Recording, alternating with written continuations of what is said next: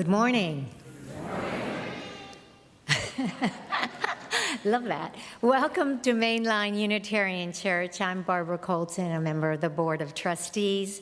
We're delighted to have everyone here in the room and all the friends joining us online for this morning of Pilgrim Sunday, where we'll hear from members about their transformative journey in Transylvania with our partner church, the Valfalva Unitarian Church. For all the visitors with us today, we hope you'll join us for coffee hour after the service in the room across the hall. We look forward to welcoming you with a personal warm welcome. MLUC is a faith community nurturing and inspiring hearts and minds with spiritual growth, connections, care, lifelong learning, as we try to work together in beloved community to build more justice in the world today. Here we welcome every heart and every voice, and every person enriches our community. Today's service will be led by Reverend John Morehouse, our senior minister, a group of our own pilgrims, Dawn Star Sarahs Borchelt, our director of Lifespan Faith Development, our director of music, David Brown, and accompanied by Jody Brown on piano and Jansen Wendell on violin. And we have John Morehouse's look-alike today. Bob Barker will be our worship associate. So I'd like to invite Valerie, would like to say something about the upcoming auction.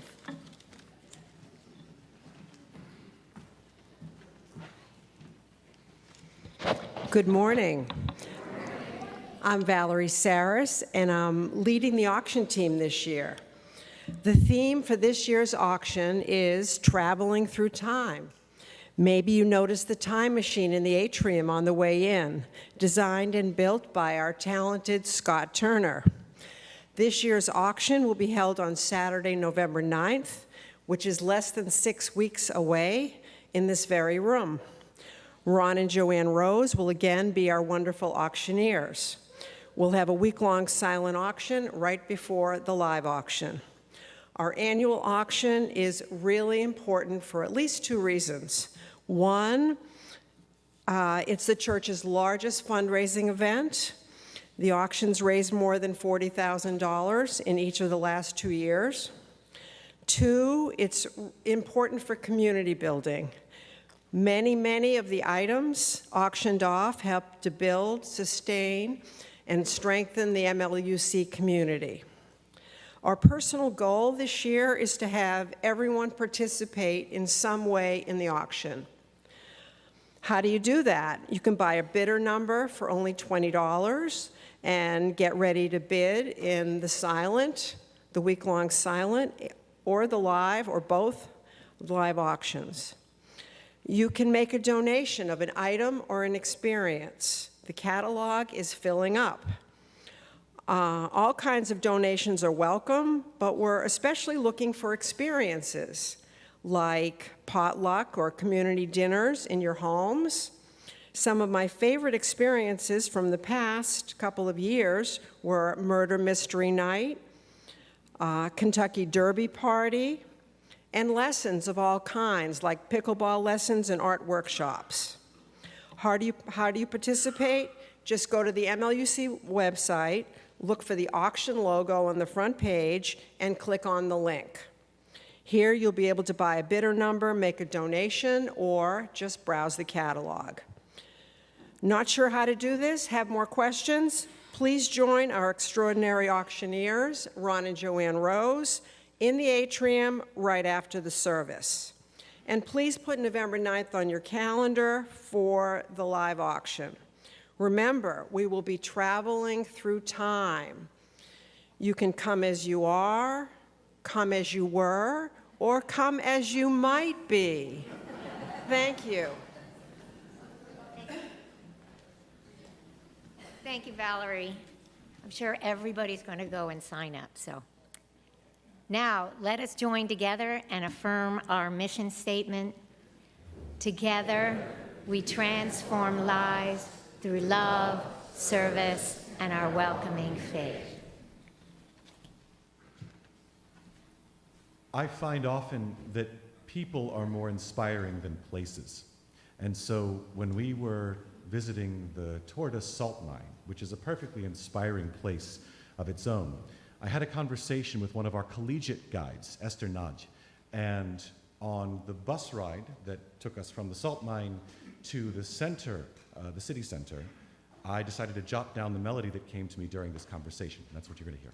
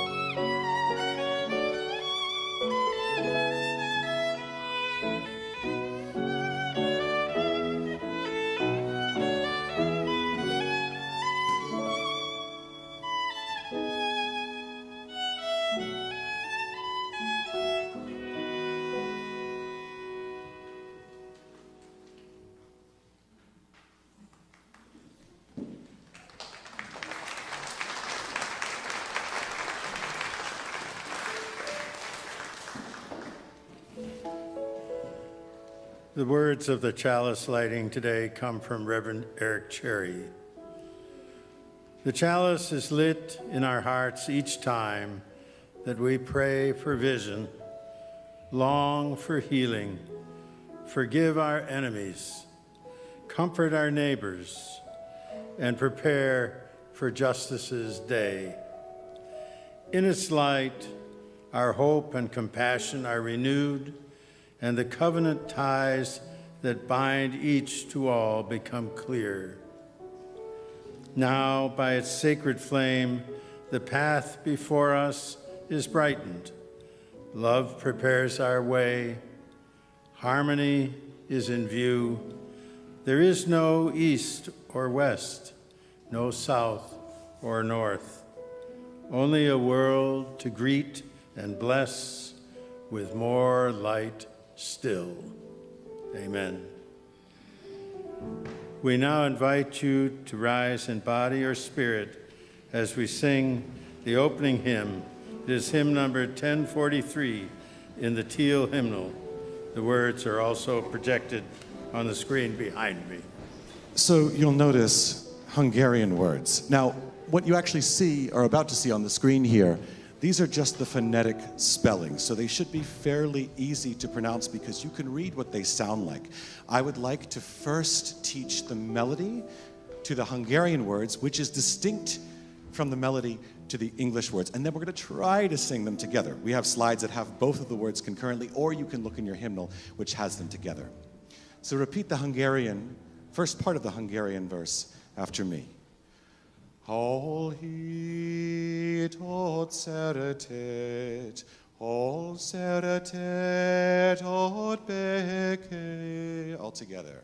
And hol hit od szeretet, hol szeretet od béke. The next part goes, hol béke od áldás, hol áldás ad Isten. From there.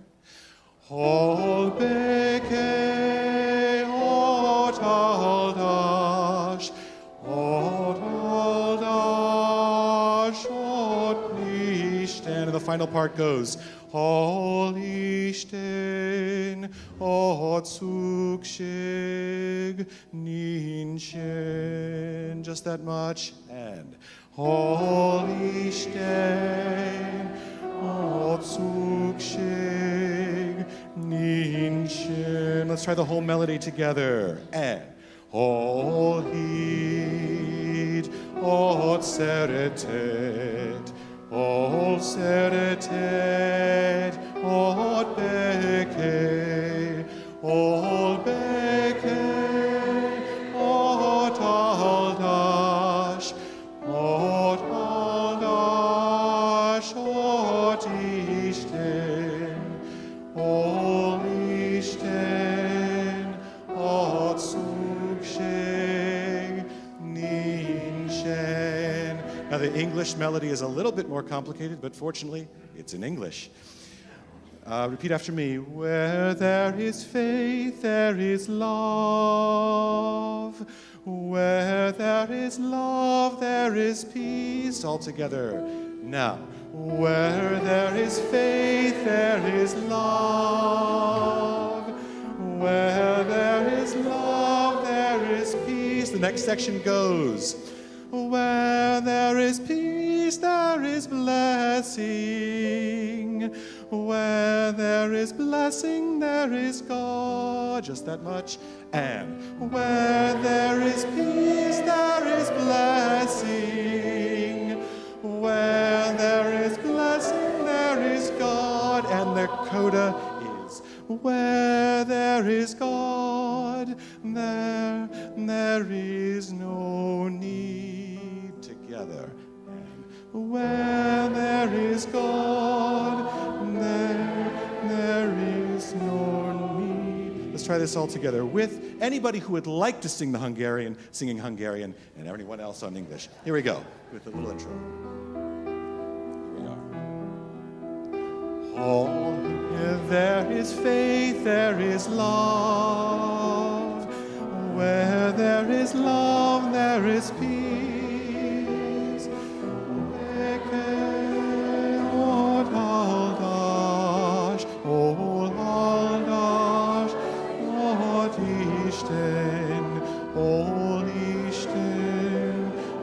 Szükség nincsen. One more time, we'll repeat it. Ready? And hold. There is faith, there is love.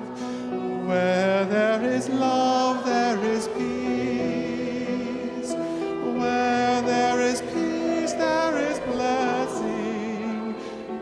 Where there is blessing, there is God. God, there is no need. Beautiful, everyone.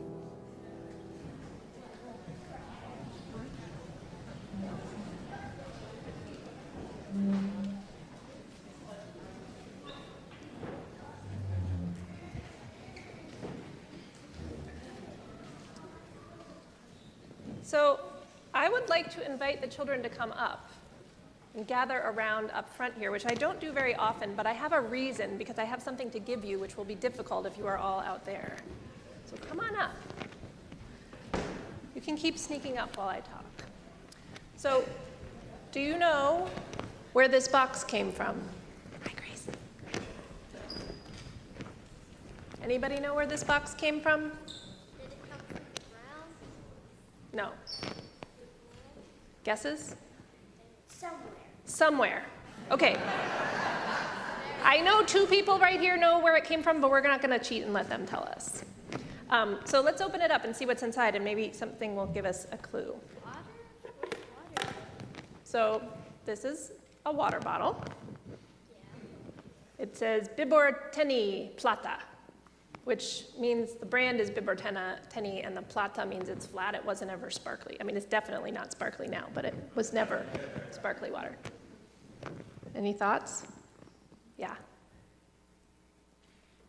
Any ideas? The ocean. The water is not from the ocean. The water, it says Water Communion, Citadel of Deva. That doesn't help, does it? Maybe this one will help.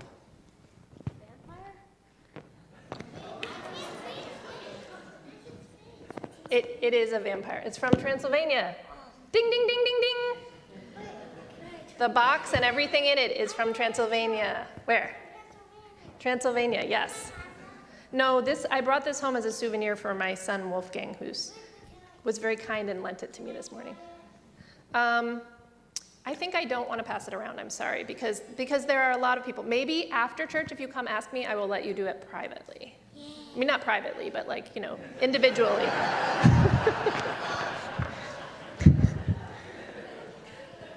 Okay, so we figured out. This summer, I got to go to Transylvania. And so did a lot of people from our church. So if you went to Transylvania this summer, will you stand up and wave your hands in the air? All these people got to go to Transylvania this summer. And we went there because there are Unitarian churches in Transylvania, and the church in Varfova is our partner church. And I think of the Unitarians there as kind of our cousins. Are we on the screen? We are. That's very distracting for you guys, isn't it? We're all different, but we come from a lot of the same roots and traditions, and we're deeply connected. I would say I have known about our Unitarian cousins in Transylvania most of my life, but I really truly understand that connection in a different way now that I've been there. Things feel more real when you've touched and seen and heard and smelled and tasted things yourself in person. So I have one more thing in this box. Well, actually, I have 2 more things, but this is the thing for right now. It's an envelope, but in the envelope, it says Romanian lei. And I'm going to tell you, it's money. Okay, I am going to give you, but you got to let me talk about it for like 2 seconds. Okay, so Transylvania has been its own country at times, and at times it's been part of Hungary, and at times it's been part of Romania, and right now it's part of Romania. And each Romanian leu is worth about 20 cents. So this is not a lot of money, but I brought it home to share with you because I wanted you to have something that you could touch. I don't recommend tasting. You don't know where money's been. But I wanted to give you something that you can touch and smell. Yes. Why is there like a bird and flowers and mail? So a lot of countries have much more interesting money than we do. And I did not research the actual things that are on this money to tell you the answer, but I'm happy to do so at a later time, and we can talk about it. Yeah, we're getting everybody. Who needs more? Who needs? Yeah. Okay. Did I get everybody? No. Okay. Okay. Yes, it's for you to keep. But I want you to notice, what do you notice about them? There's a bird. Yeah? What does it feel like? It feels like plastic. Yeah, it feels like plastic. What does it smell like? Does it smell like our money? No, because it's plastic. It smells very different. doesn't smell like much of anything. Burning ashes? I don't think it smells like much of anything. We've staked no vampires for this money. I want you to keep them, partly just because it's fun, and partly to remember that there is a real place all the way across the ocean on a different continent where there are Unitarians who are connected to you. And maybe someday, if we do another trip, some of you will actually go to Transylvania and get to meet some of them, and they will get to meet you. Yes? People in Transylvania who are Unitarians. And did you see some of the slides up there when you guys were coming in? Yes.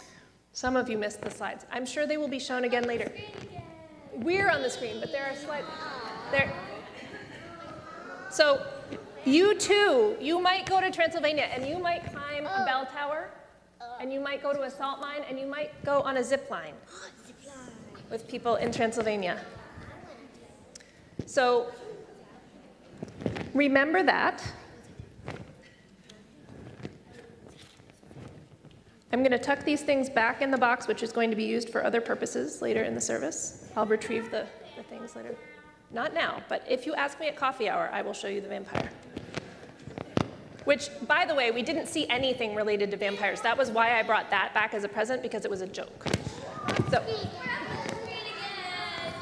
So now we are going to go to your classes, except youth group is staying in here because they're meeting after the service. And if you are in 6th or 7th grade, you're going to go up to your classroom. And if you are younger than that, you're going to meet me out in the atrium to choose your class for the day. And we'll see the rest of you at coffee hour.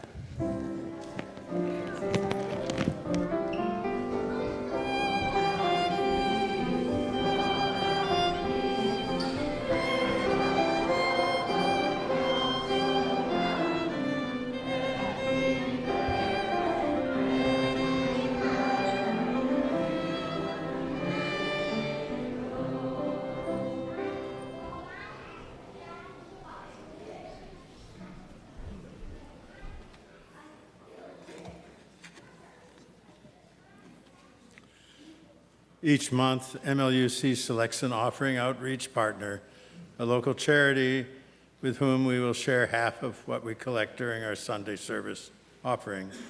The partner recipient for September's outreach is Book Smiles. Book Smiles is a nonprofit organization that has distributed 2.5 million books to thousands of children throughout Philadelphia, New Jersey, and overseas. They're one of the largest book banks in the nation. They partner with educators, schools, food banks, and other nonprofits.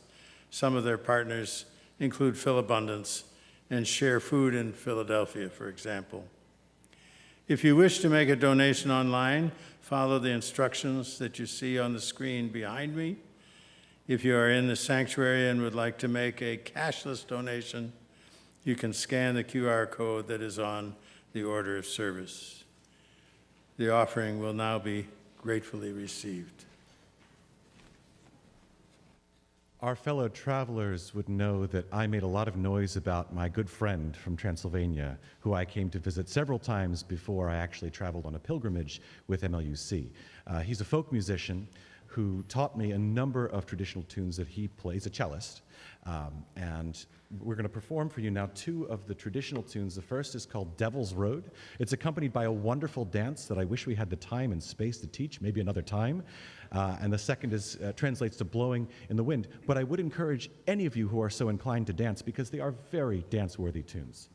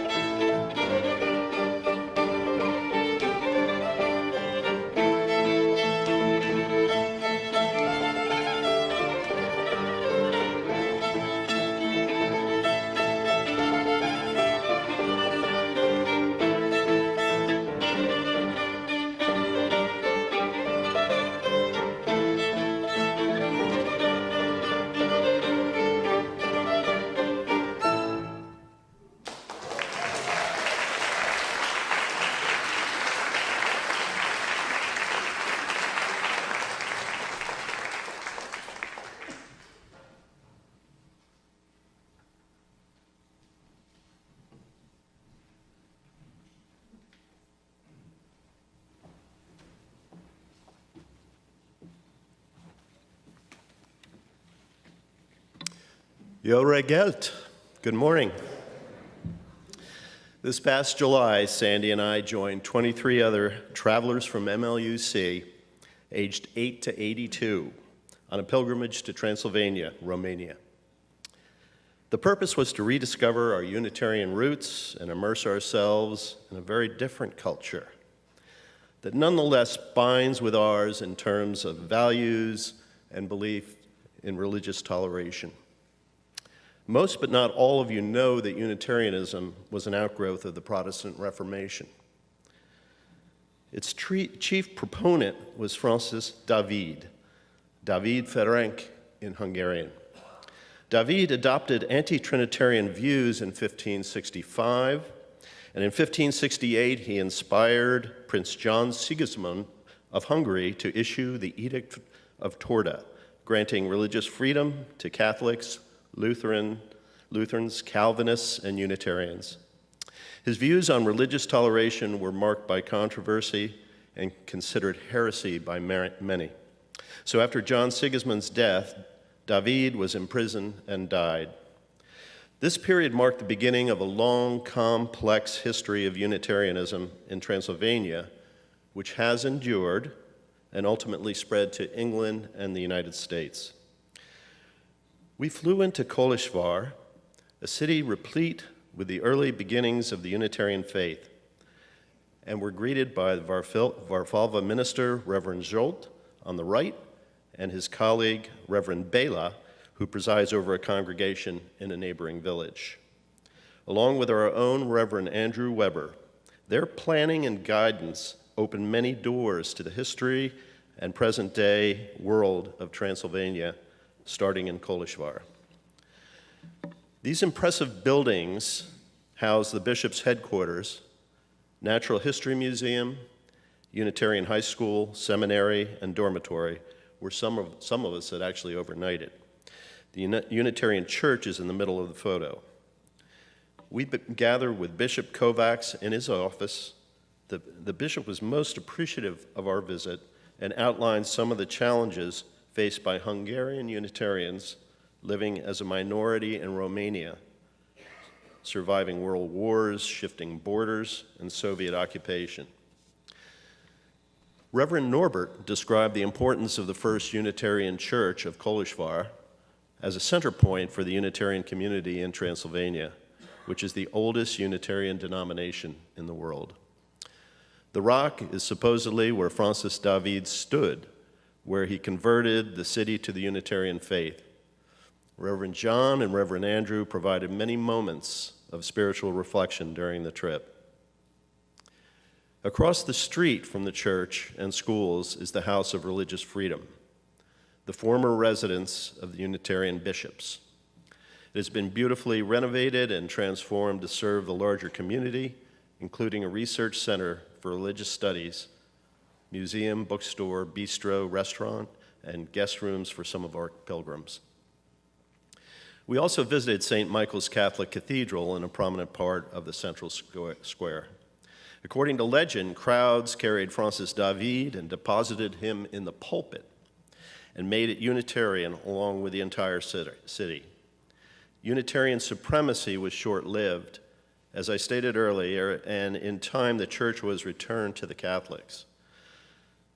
Eventually, the time came to proceed by bus to our prime directive, our partner village in Varfalva, which Sandy will share more.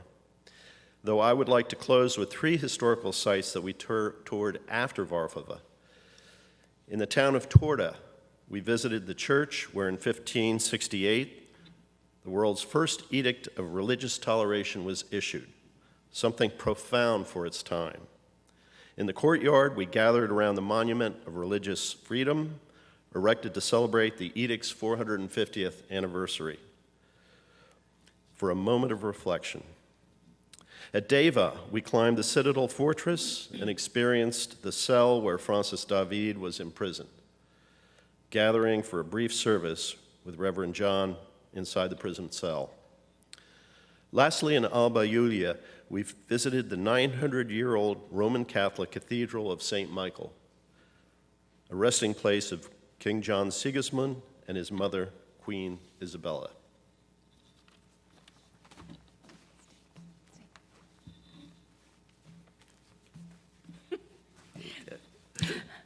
Ah, Varfova. The visit felt like a homecoming, a visit with extended family, and personally, a return to the land near my ancestors in Slovakia and the Ukraine. As a pilgrim on this journey, this brief immersion opened a soul-stirring door to a much deeper understanding of the Transylvanian Unitarians' pride of their religion, roots of their history, heritage, and land. Upon arrival to Varfova, we were welcomed with such warmth and caring, which would last until our final goodbyes. That evening, many of us met our homestay host families while others checked into their guest house accommodations. Our hosts, Piri and Erti, swept us up and took us outside the village to proudly show us their ancestral acreage and to harvest vegetables for the morning's breakfast. Pre-dinner, R.P. Fodor and Zuzu, their daughter, helped translate and acquaint us to the household, which only had running water for several hours a day, which was just one of the many challenges the villagers are facing. Thus started many conversations utilizing Google Translate with our non-English speaking hosts. We were given their only bedroom in their simple home, and to awaken to the sound of roosters, crowing, and tinkling cowbells was simply transporting. After a very hearty breakfast of delicious homemade cheeses, cured meats, and fresh veggies, we then joined our group to tour the newly renovated Varfova Unitarian Church. We were able to witness the archaeological renovations and carefully restored church building, which was originally built in 1400. Some pilgrims even took the opportunity to climb the church bell tower. In the parish hall, we visited with the Unitarian church camp, where Unitarian children from across Transylvania gathered for a week-long fun time exploring their faith and creativity. David and Jansen played their violins at the camp's closing ceremony. After lunch, with our host families, many had various activities: a horse-drawn wagon ride, others had visits to nearby villages, some saw the goulash dinner preparation. Bob and I were taken up into the mountains for an overview of the country that our hosts were so proud of. While hiking, Piri and Erti harvested herbs for the morning teas. That evening was a group goulash dinner celebration in the community pavilion with a traditional folk dance demonstration. David and Jansen again played music for our partners. What fun, despite the hot, hot temperatures. Sunday was another full day. Worship service, church bells welcomed all. Our 32-year partnership was celebrated by Reverend Zolt and Reverend John, with Reverend Bela translating. Names of those from both congregations involved in the partnership who have passed away were recognized. Partnership gifts were also exchanged. MLUC received the beautiful painted wooden box, and Varfova was given 5 teal hymnals as part of a gift of music. David and Jansen played Ashokin Farewell, and David taught us his new hymn. A community reception followed with an art exhibition by the talented Scholarship University students in the Culture House. Some of us also witnessed a very solemn, large funeral procession and burial of a beloved community member, and many touching stories were shared. On our last evening, we had a bus ride along with our hosts to enjoy a dinner buffet picnic and celebration of partnership with another local Unitarian church and their visiting U.S. partners. After another amazing meal of local specialties, singing and music filled the air. The location was a gorgeous orchard of apricots, pears, plums, and apples, where local palinka and fresh apple juice were produced. Monday morning was such a heartwarming goodbye to Varfova and our new friends. Some of the university students, Hanga, Esther, and Sandor, joined our group visiting other historical Unitarian sites, even accompanying us for a final farewell at the airport at 3 a.m. while we awaited our flights. This pilgrimage provided an extraordinary opportunity to understand the culture, the roots of Unitarianism, and an endearment of a land and people. This is only a brief snapshot of our pilgrimage. We will share a more complete presentation at the November 13th lecture luncheon. Kosanam Sepen. Thank you very much. Hi, these gifts to our congregation are from our partners in Varfova, commemorating MLUC's pilgrimage in July. This treasure box was built and painted by the lay president of the Unitarian Church of Turako, a village on the other side of the mountain from Varfova. Turako is known as the village where the sun appears to rise twice, once above the horizon, before disappearing behind the mountain, and then emerging again.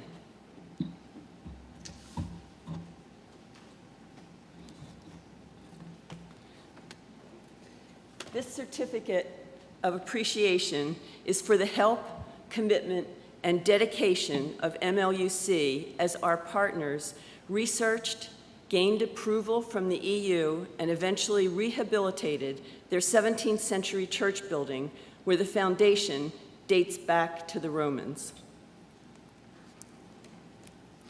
This book, Transylvania, 1,000 Years of Heritage in English, is a gift from Reverend Zsolt Barabash, minister of Varfova, to the congregation of MLUC. And this book, The Hungarian Unitarian Church, Its History, Spirituality, and Heritage, also in English, was presented to Reverend John by the Unitarian Bishop, Reverend István Kovács, when we visited the headquarters of the Hungarian Unitarian Church in Kolozsvár. So these gifts will be around for everyone to look at and enjoy. Thank you.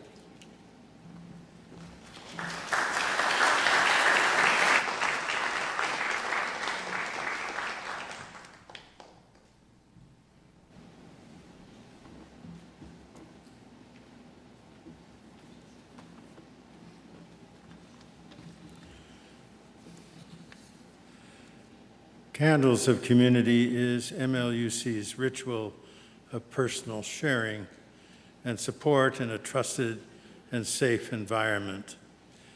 After each candle is lit, you may say along with me, "We hold you in our hearts." We light a candle of support and caring for Ron McKinnon Burnham, youth group and church member in the 1960s, a folk singer and now living in Seattle, has entered hospice. For Ron, her husband Jerry, brother Sandy, and friends Dee Owen and Kit Burns, we hold you in our hearts. We light a candle for support and comfort for Mary Heil, whose father died last Monday. He was 89 years old. Mary served this church for 10 years as administrative assistant. For Mary and her family and friends, we hold you in our hearts. We are happy to welcome the Reverend Carol Taylor, who is with us this morning. She was one of the first pilgrims to go to Varfova and to encourage our partnership. Welcome.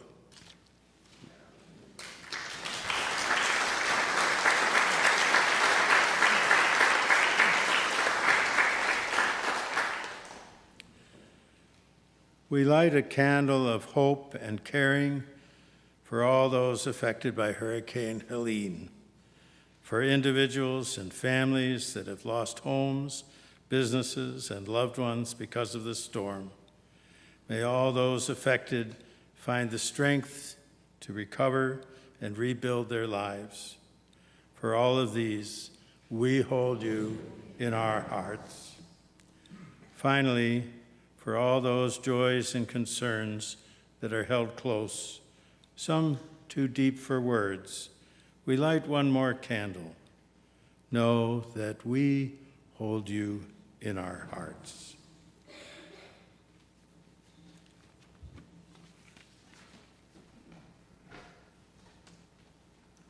Sandy had mentioned that Jansen and I played the tune Ashokan Farewell during the service on Sunday in Varfova.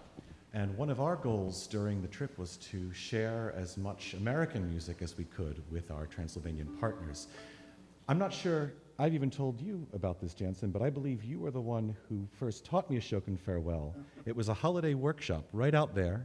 You and Elisa were playing. I must have been 6th or 7th grade? I'm not sure. But Jansen shared this tune with me, and so together we shared it with our partner church, and it was quite beautiful and contemplative because it came at a time of the service when we were reflecting upon those that we as a community have lost, and they have as well.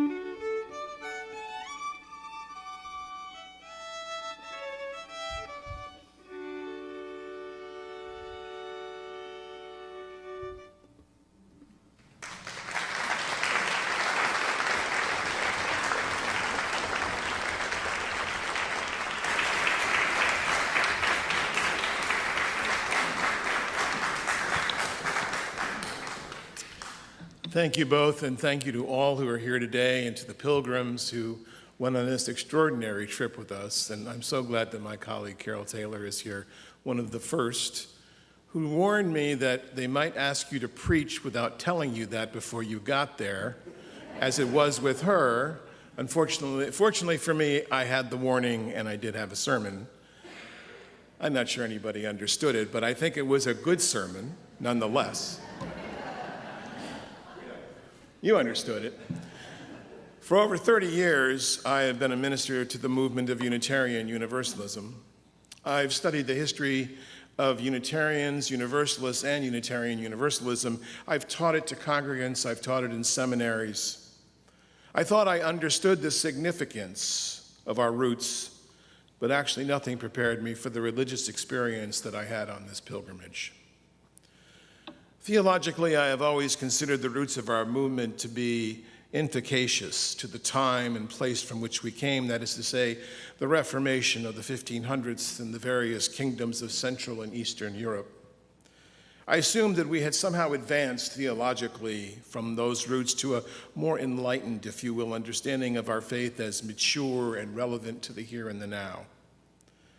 But what I found from the moment that we landed in Kosovar was a history, and more importantly, a church that was, if anything, more relevant to our times.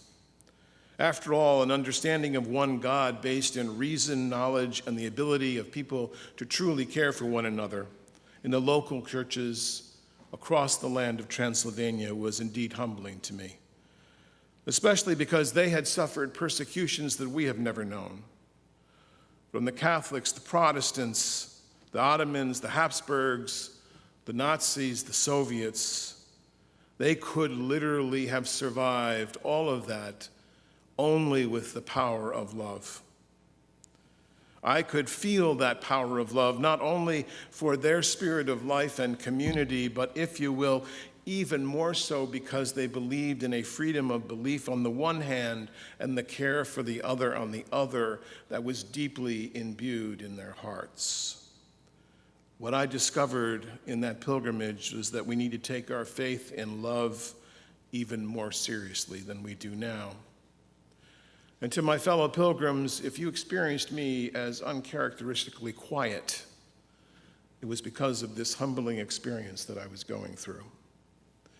Historically, of course, there's so much to appreciate. There is nothing quite like moving among and going to the great sites of our history, to stand on the rock where Francis David preached the faith, to actually hold the chalice which he blessed his people with 500 years ago, to lead a prayer in the dungeon where he died, lends powerful depth to my faith and I think to all of us.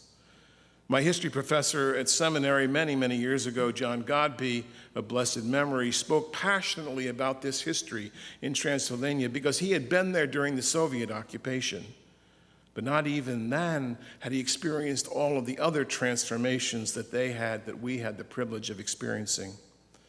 And personally, I was deeply moved and transformed because when I returned to Brighton, England, where Francis and I were spending the summer, I simply could not stop talking about the trip to the point of annoyance of my beloved. I wish she could have come. I wish she could have experienced all that.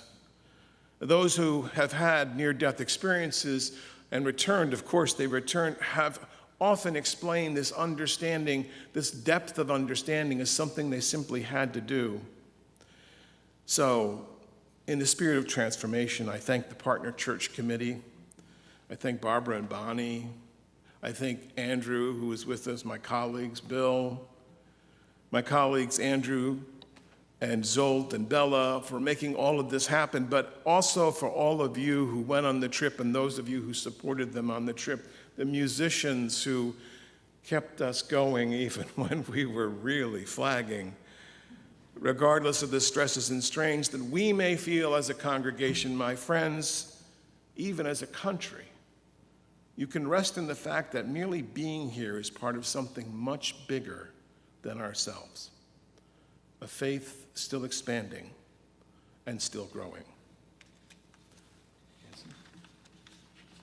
Good morning. So I hadn't considered the possibility of joining the Varfava pilgrimage until Barbara Weber gently but persuasively asked me to join the group with the understanding that I bring my fiddle to share my music with our hosts. When I found out that David was coming with his fiddle, I knew I had to go. Before the trip, the two of us didn't really do any rehearsing. We didn't try to find out what tunes we had in common, and that made me a little nervous, but David's relaxed, informal approach to music was very reassuring. After we got settled in Koleshvar, we found a few opportunities to play some tunes for our group. David would often just tell me to play something, and he would play along. He has an incredible skill of finding the melody and enhancing it virtually instantly. During our visit to the castle that overlooks Varfava, he wowed us with that Romanian tune that you just heard in 9/8 time, which was quite impressive. Our first chance to play for our Transylvanian hosts came on our first evening, I guess it was our second evening in Varfova. The village staged a communal meal in their social hall. After dinner, we were entertained by the young girl fiddling and singing a traditional Hungarian song. Then we were treated to a dance demonstration by the two couples, one adult and one youth, and you saw the photographs in their beautiful garb, multi-layers, and it was 95 degrees at that point. Then it was David's and my opportunity to play for them. We played an Irish jig and a reel, and I really forget all what we played, but I know I played an Appalachian fiddle tune, and when I announced that the title of the tune was "Johnny Don't Come Home Drunk," everybody had a good laugh over that. Then I think it was Frank suggested that we play the Varfalva reel, which we played with great gusto, if not perhaps precision, and it was received very enthusiastically. Sunday morning's worship service, which you've heard about, was filled with warmth and more than a few tears. The ceremony honoring those congregants with both churches who have died was very moving. When David and I played Ashokan Farewell, my eyes were already moist. I think that was the biggest highlight of the trip. On the day we were departing Varfalva, my hosts, Kati and Tibi, brought their son home from a weekend with his grandparents, her grandparents. I gave the three of them a little mini concert of tunes that I've written, much to their delight. David and I were both curious about how a fiddle would sound in the salt mine, so we brought our fiddles deep into the mine, and at one point there's a sort of a overlook where you can speak or make a noise and it echoes back like 20 times or something like that. And so we had fun playing our fiddles into that cavern. When we made it to the full cavern, which is just immense, it's 30 stories high, and then below that is the salt lake, which is another 10 or 12 stories. David took his fiddle down there, and I caught a few pictures of him playing down there, and you could hear the melodies wafting up. It was quite amazing. I didn't realize how much our playing meant to our fellow travelers. I was thanked several times for playing our music during down times, or when people were trying to cool off, or we were waiting to get our room assignments, and apparently our music really lifted their spirits when they were most tired and hot. Needless to say, I'm grateful that Barbara persuaded me to go on the trip. I made connections with my fellow MLUCers and with my host family and with our Unitarian minister tour guides who have incredible senses of humor. I got to know my roommate, Gene Ramsbottom, a little better.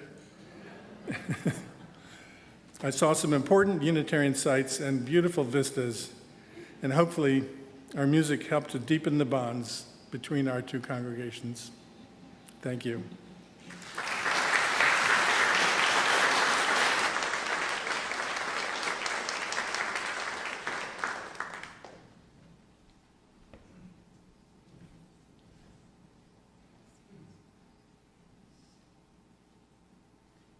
Good morning.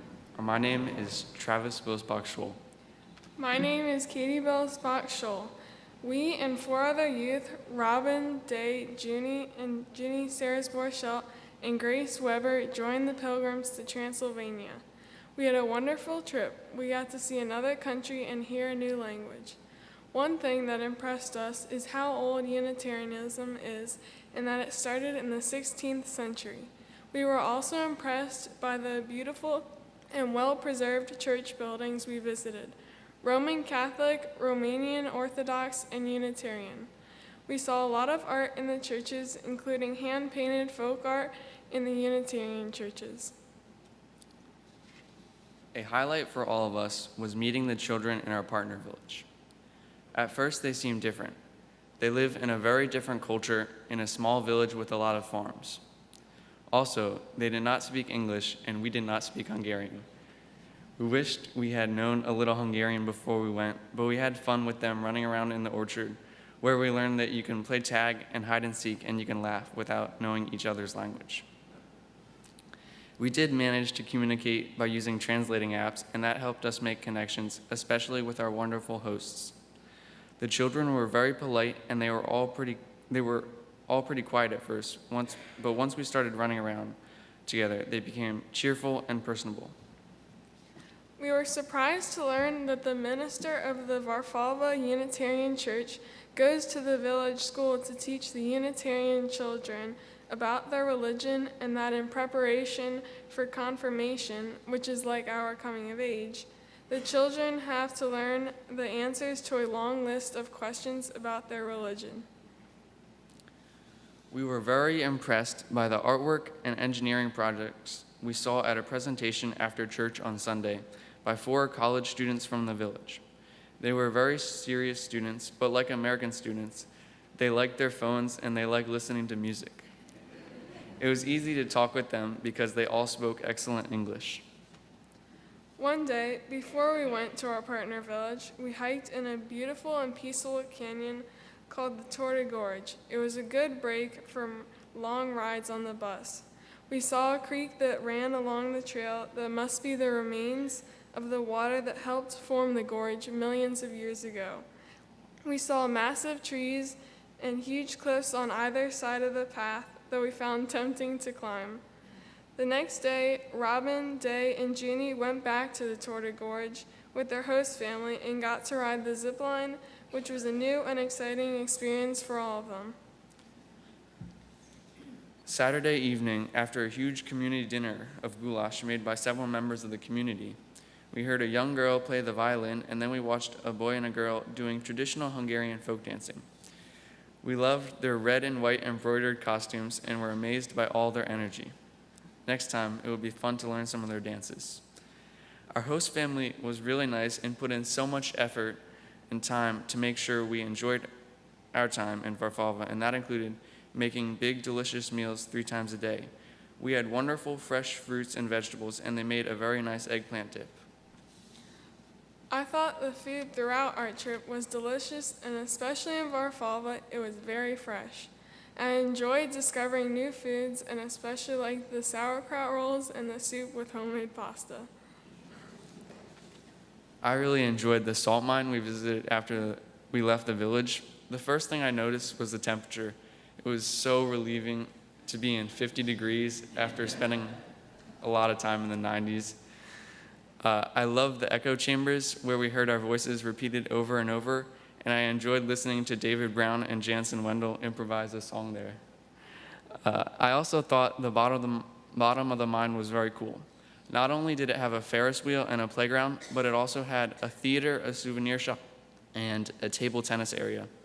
There was also a little lake where you could row boats and an island in the middle with symmetrical lit-up wooden sculptures. It was a wonderful trip.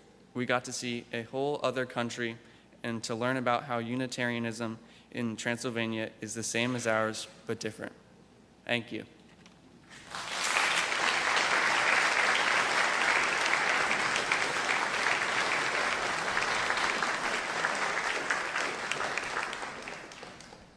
I invite you now to rise in body or spirit as we sing together the original hymn that I composed for our partner church. As Bonnie mentioned, we made our gift to our partners music, and so I decided I would compose a hymn. It's based on a text that was recovered by Béla Bartók.